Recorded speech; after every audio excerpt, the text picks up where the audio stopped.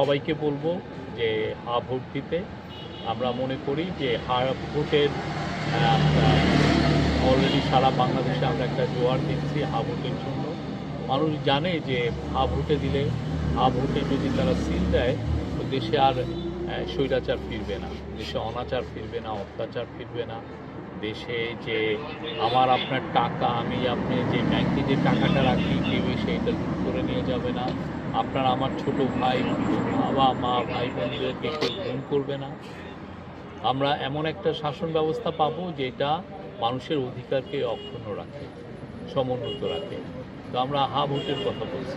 আর কালকে তো আপনারা দেখেছেন যে কালকে সারা বাংলাদেশে পার্লামেন্টারি ইলেকশনের জন্য একটা ক্যাম্পেইনও শুরু হয়েছে। আমরা তো খুব সোফার আমরা যা দেখছি খুবই এনকারেজিং।